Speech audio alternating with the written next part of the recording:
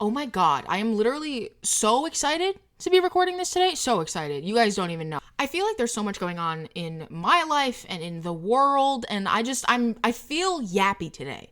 I feel like this is gonna be a good one. I'll be real. And not for nothing. Shouts out to everyone who stuck around and listened last month when the quality was ass for like half of it. My listens didn't really go down last month. I really appreciate y'all for tuning in anyway. Apologies. I think I figured it out this time. I think we're good. I think we got it. I will say I am recording this on a different platform this time. I usually record it just sort of in literally voice memos on my MacBook. Now I'm using GarageBand because I edit on GarageBand, and doing it separately has been nothing but fucking hell. It's been a pain in the ass. It's taken fucking forever. So I'm hoping if I just combine it all into one platform, that'll help me out here. But I guess let's get into it. Hey guys, welcome to the Yapping Bit. My name is Emmy if you're new here. Hi, welcome. If you need an explanation of what it is, the first episode that I did has a big explanation of what the Yapping Bit is, but let's just get into the nitty gritty because I have a lot to talk about in the catch-up bit this month. Before I get into that though, I do need to warn you that if you hear, like, I can't tell if you can hear the ice in my little bevy. I don't know, I think I've said this in the other times I've recorded the podcast. I physically cannot record an episode of a podcast without a little bevy. I can't do anything without a little bevy, really. Are you guys like that too? I love having a bevy. I'm currently, what are you guys drinking? Let me know. I'm currently drinking Wild Bill's soda. This is not sponsored. I know they like me and they send me shit. I've posted about it this month. Shouts out to Wild Bill's though. I love them so much. They're so nice to me. But I just have 36 cans of Wild Bill's soda that I'm getting through. I've been sharing them with my family. I actually am considering bringing a couple with me to Philly next month in October. I wouldn't be able to bring them to Nashville because I'm flying to Nashville. But I think that could be fun if I gave a couple people some cans of Wild Bill's at the Supernatural convention. Like, why not? I'm currently drinking it's like a limited edition watermelon flavor. It's pretty good. I really like all their flavors, guys. I don't know. Soda's fun. You know, we're going to start with all of the new, fun, exciting stuff going on with me, and then we're going to get into the big current event thing that's going on this month, which is all the stuff going on with Jimmy Kimmel. So I am going to talk about that, which I know is risky, but I'm going to do it. But first, let me update you guys, because I had some really fun, exciting things happen this month. I had an audition. I think it was for a commercial. I actually am not sure. They didn't give me a ton of specifics, but I had an audition and they were looking for like a comedy thing, and they gave directions and everything, but I just was having fun and I wanted to go a little bit of a kind of different direction with it, maybe not what they were expecting. And I really just view auditions as a really fun opportunity to do something that I love doing, which is create and be fun and have acting experience, that kind of thing. So I did this audition really expecting nothing of it, and I not only got a call back, it was down to me and one other person. They like had me hold the date and everything. It was so crazy. It ended up going to the other person, but it was so cool to be down to the bottom two in one of like my first auditions as I've been delving into this acting stuff with my agency and everything. They were super impressed with me, I guess. My agency was super impressed that I made it that far with a brand like that. Like, it was really cool. It was a fun time. But it's really cool to be having like these cute little opportunities happening, and I'm so excited. It's so cool to be like, I don't even know how to explain it. It's just been so interesting and fun. It's been such a cool learning experience to be working with my agency and getting such incredible information from the people that I work with and the people who believe in me. And it's so cool having an agent, because like, this is so crazy to talk about, but like, it's so cool having an agent, because when you have an agent, right, there is no doubt in your mind that they are someone who wants you to succeed, because that's how they make money. Okay, they make money if you make money. So they want you to succeed. There's no like, well, in the back of my mind, like there's no component where like maybe they're sort of trying to sabotage me. No, because they want me to make them money. So it's literally everything I'm soaking in all of the information that I'm getting from my incredible agents and everything like that. It's been such an awesome experience, and I literally love them. They're all so sweet and wonderful. Also, funny, crazy thing, I didn't know that this is going to sound so stupid, guys. I'm so naive. I didn't know this. I didn't know that if you work with a brand as an affiliate, like, yes, I get like, I think it's like a 10% commission is pretty much industry standard. Like, yes. But also, you guys get discounts if you use my code. Like, I didn't realize I had this magical power to be giving people discounts. Like, why have I not been utilizing that? So I decided I was going to send out a couple applications to some brands that I love. I'm not going to just like take anything, okay? Like, that's not what I do. But like, there are some stores and boutiques and different like plus size and size inclusive and women owned places that I really, really, really love. And I was like, what if I can sort of put my followers onto that and I could like help them get a discount? And one of them literally wants to work with me. Crazy. Isn't that insane? The brand is called One Loved Babe. They're this is again, not like actually sponsored by One Loved Babe. I'm just an affiliate and I really want to tell you guys about it. One Love Babe, it's a woman-owned company. They're super size inclusive. They go from extra, extra small all the way to 6XL. I have a gorgeous dress that I'm going to be wearing to Philadelphia from them, and that's what I'm going to post about all this on my socials. But I'm so excited to be able to help you guys and introduce you to cute, wonderful, fun, plus size stores. Like, that's so cool. I mean, people are always asking me, like, where do you get the dresses that you have at conventions? And I'm telling people, and it's like, well, what if I can also get you a discount? Obviously, that's what I'm doing. And I know, I just am so worried that people are going to think that I'm only doing it for the money. That's not what it is. If that was what it is, I would have tried to do this way before when I didn't know that you guys got discounts from it. The only reason I wanted to do it was because I knew I could get you guys discounts and show you stores that I'm really, really passionate about. So I'm so excited about that. Now, we are going to talk about Jimmy Kimmel. I know. If you don't want to listen, you can skip to the other bits. I set it up that way for this reason, because I know that some people might not want to listen to every aspect of everything that I talk about on my podcast. Okay, I know, I get it. I just think it's so important for people right now to be talking about the blatant censorship that is going on in the media. I mean, first with Stephen Colbert, now we're talking about Kimmel. It's literally insane.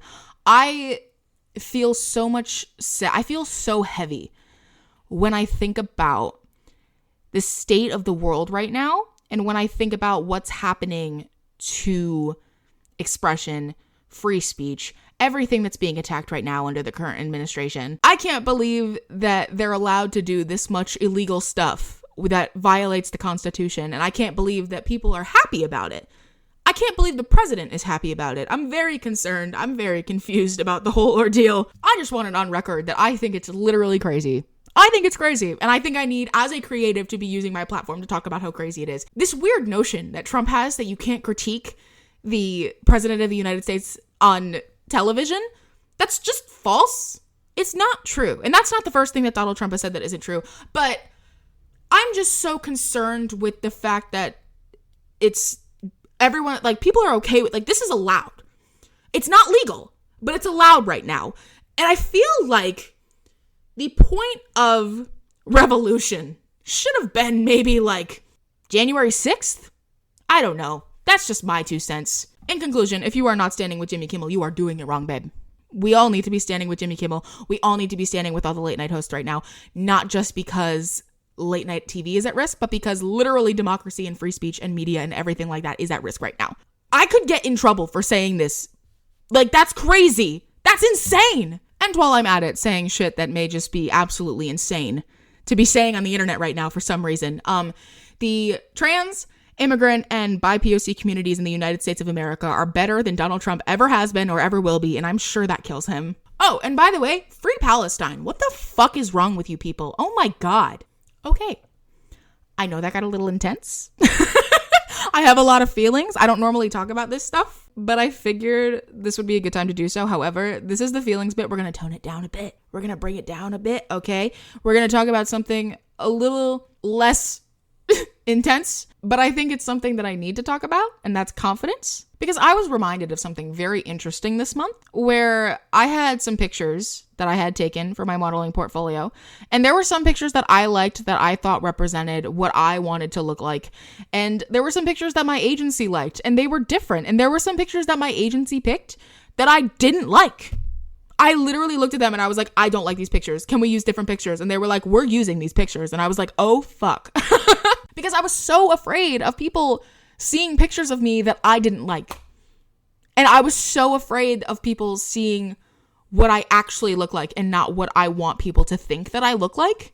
Does that make sense? So I had this really strange conflict where, like, because my agent's right, obviously, right? She's been an agent for 40 years, okay? She knows what works. She knows what photos are marketable and will help me get jobs and everything like that. She knows what pictures are best. She knows better than I ever will what I should be doing for my career, truly. But that little insecure bug in my brain wouldn't shut up.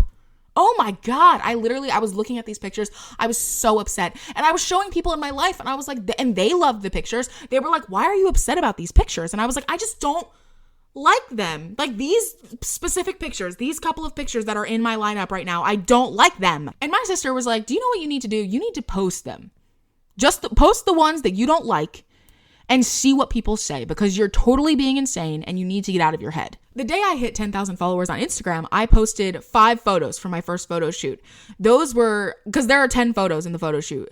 Those 5 photos that I posted were the ones that I was least confident about that first time that I posted pictures. I'm checking it right now. The pictures that I posted that I was kind of whatever about and insecure about, those got 25,000 views and 1,700 likes, okay, with dozens and dozens of comments of people telling me how wonderful and beautiful they were, okay? Because I posted the pictures that were my favorites the next day, and that post performed half as well as the ones that my agent fought for to have in my portfolio. And I'm not saying that numbers matter, or I'm not saying that numbers are the most important thing, okay? I'm just using these numbers as a push-off point to talk about my larger discussion here. Everyone has such a specific perception of themselves that we are so protective of how other people perceive us in the world. And that's so rooted in insecurity with how we look and how we feel about ourselves. And when I was forced to let go of that perception that I wanted other people to have of me, that I had such a vice-like grip on, really, I did,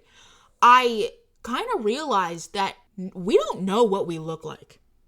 Well, okay, walk with me for a second. I'm so sorry. That does not make sense. Unless you have like candid photos of yourself, we don't know what we look like when we're like doubled over laughing.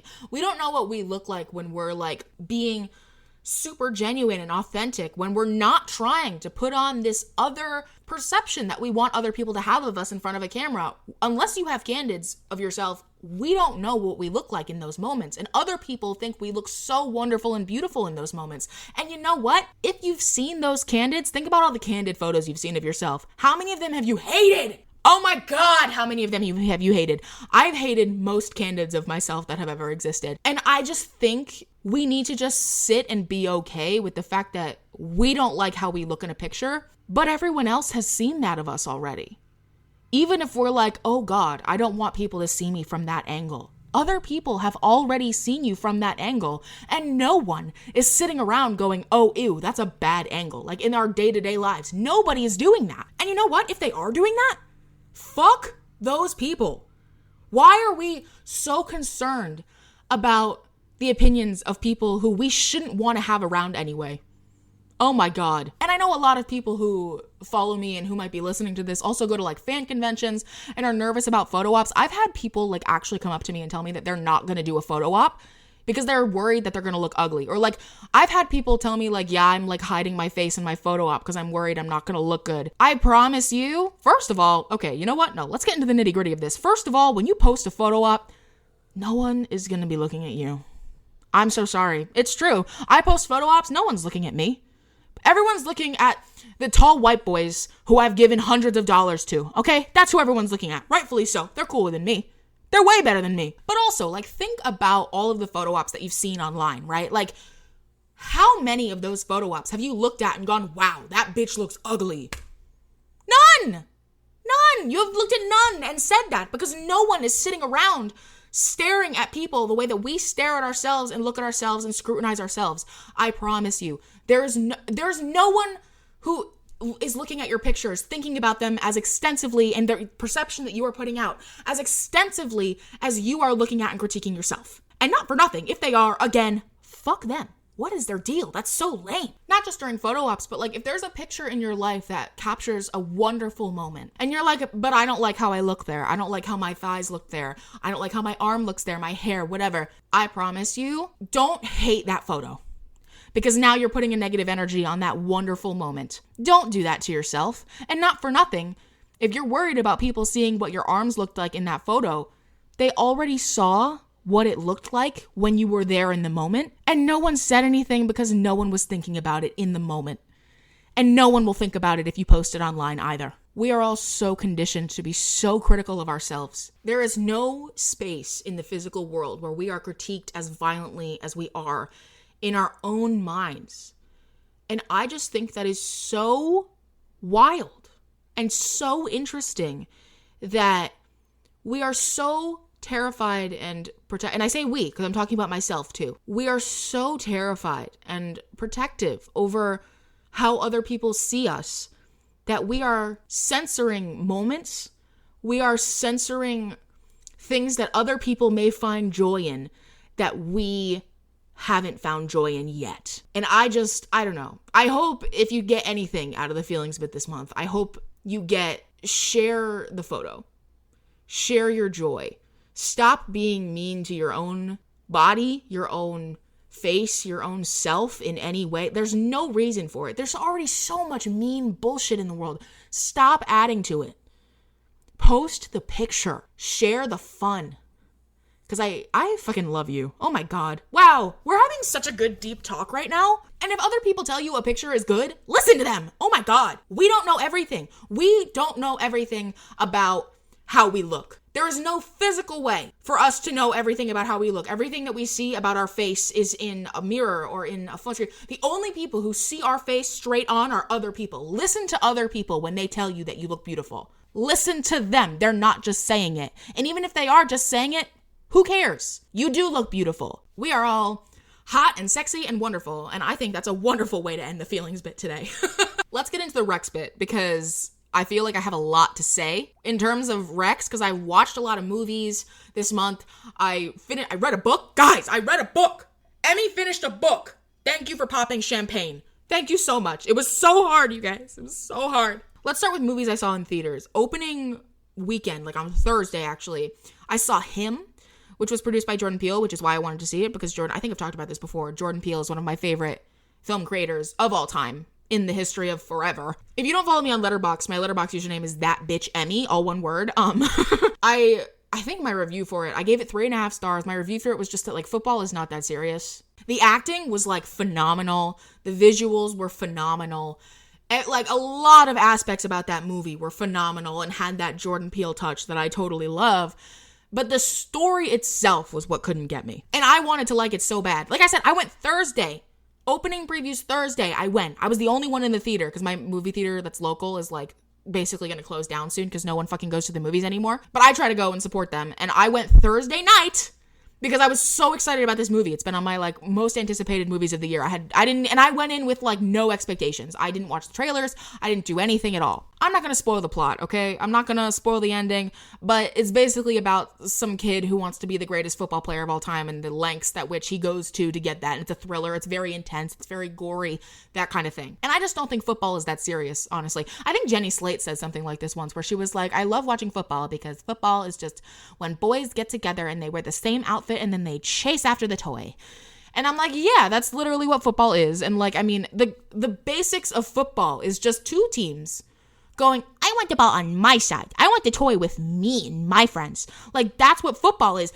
And I'm just watching this movie, and I literally, like, at the climax of the film, the most important part of the film, I actually had an out-of-body experience where I went, this is not that serious. Football is not that serious. And I know football is probably serious to some people. Maybe you're listening to this and you're like, wow, fuck Emmy, I'm never listening to her podcast again. Valid. Very valid. This is a terrible, awful experience for you. I'm sorry. I just couldn't get into the story, honestly. But I mean, like I said, the performances were really, really great. Like, it was so funny. I posted that I saw it, and my friend Kelly Blackheart, you guys know her from Locked and Probably Loaded, she messaged me and she was like, hey, Jim was in that. Her friend, Jim Jeffries, played like the doctor or something in it. And she was like, how was he in it? And I was like, oh my God, thank you so much for DMing me because I could not figure out for the life of me where I knew him from. Thank God.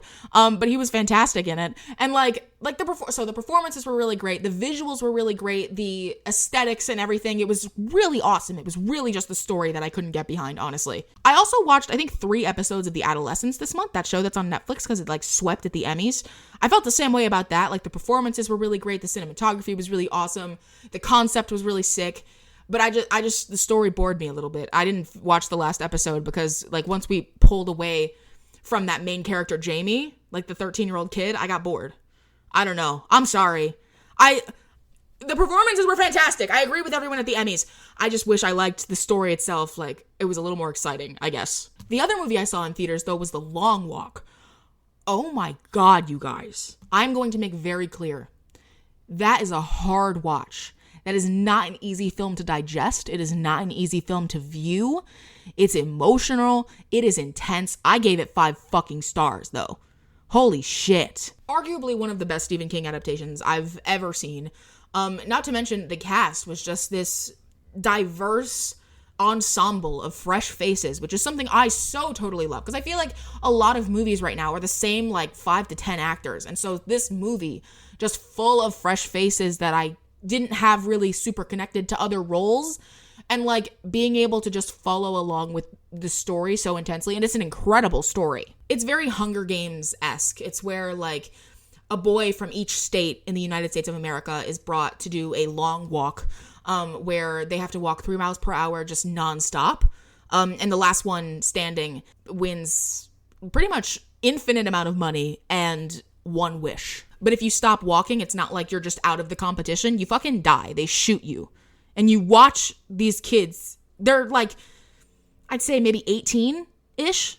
18 to 20 something. So maybe one is a little younger. You watch them get like brutally murdered. And it's not pretty. And it's not easy to digest. It's hard. I cried.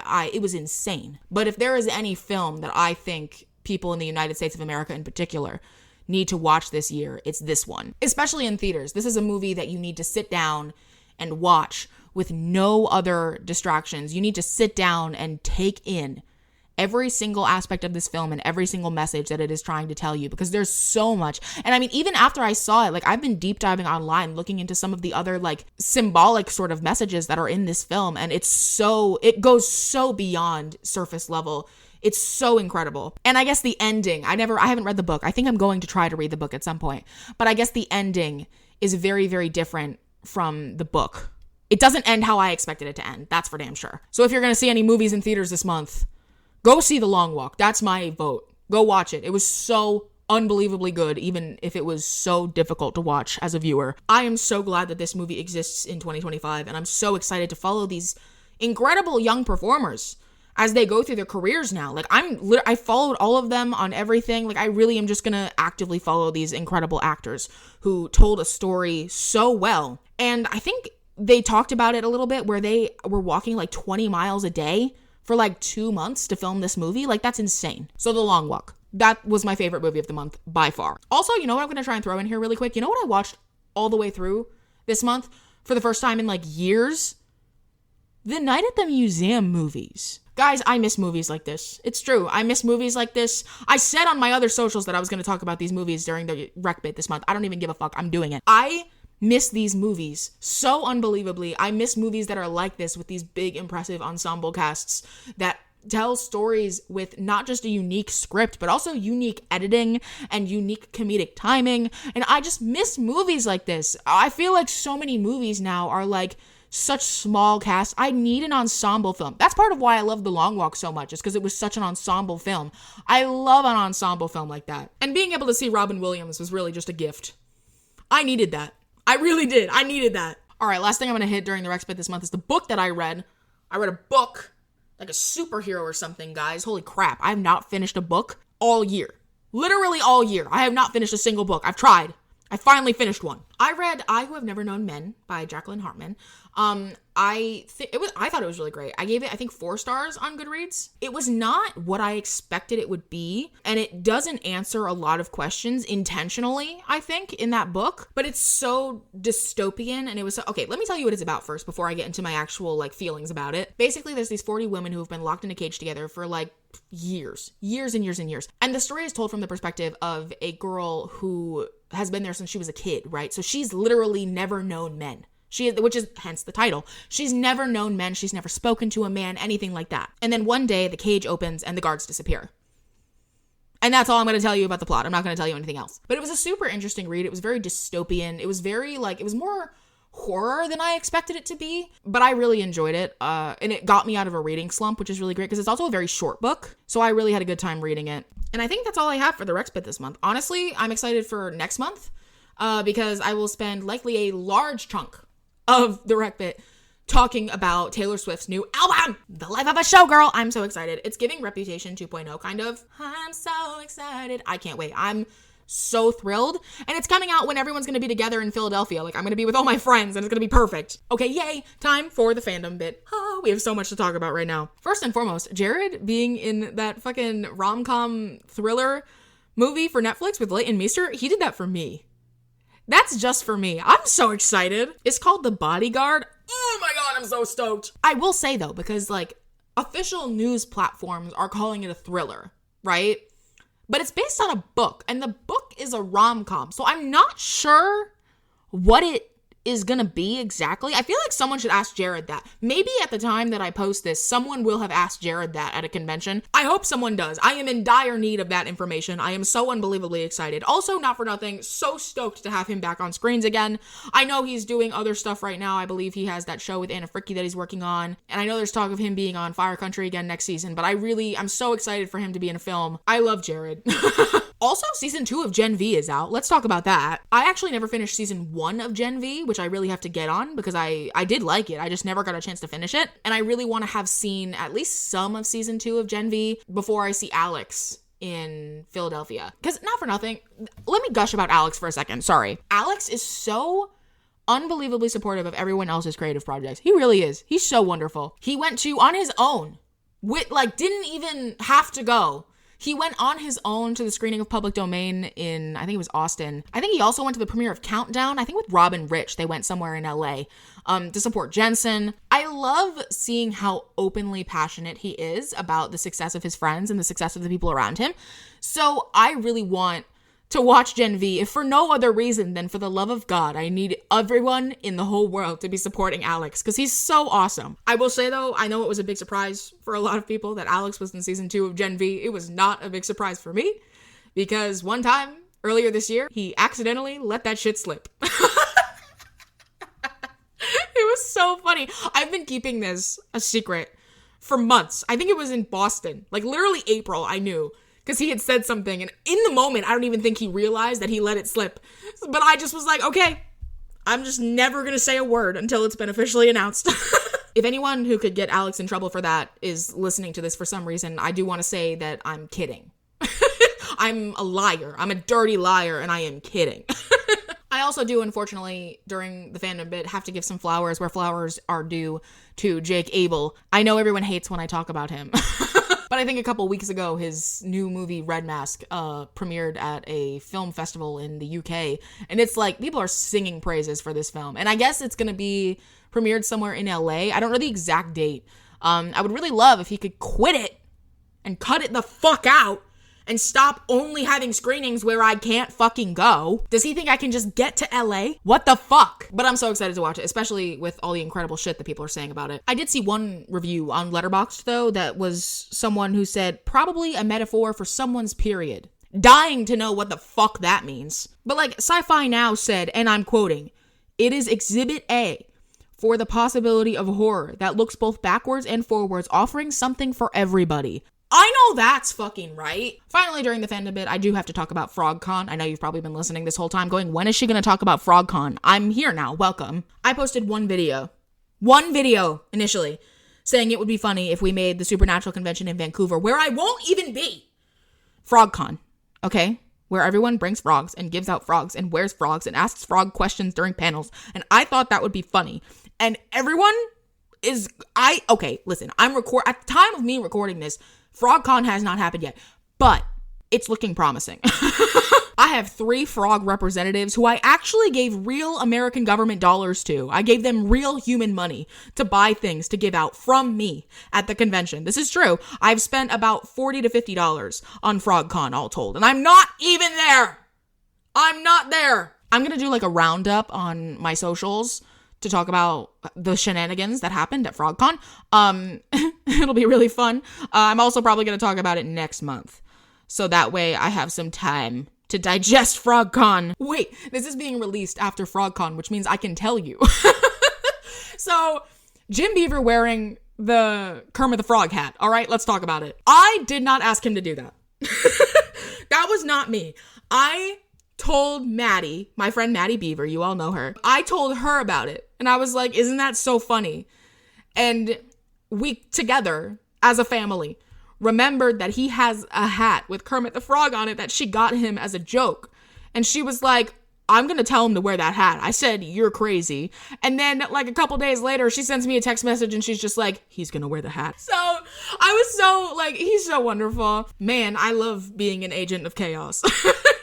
I love just facilitating fun and silly and bullshit. It's the best. Okay, let's get into the question bit now. Thank you so much to everybody who I had posted something on my Instagram story being like, hey, does anyone have any questions for the question bit this month? Thank you to everyone who submitted there. I actually didn't have any questions because I forgot to take them from other Q&As that I have done throughout the month, which is what I usually do. So shout out to everyone who pulled through in the past 24 hours. We're gonna start with, and I can't believe I'm reading this on like my actual podcast into an official microphone. Slut for Jensen asked me, what's your most memorable interaction with any celeb at a con? All right. I mean, I have so many things with the cast of Supernatural, but I feel like I should go a different route, right? Should I go with the Supernatural cast? Is that too on the nose? What's crazy is a lot of the stuff, like in the moments that I've had with some of the cast of Supernatural, I feel like a lot of that's very private for me.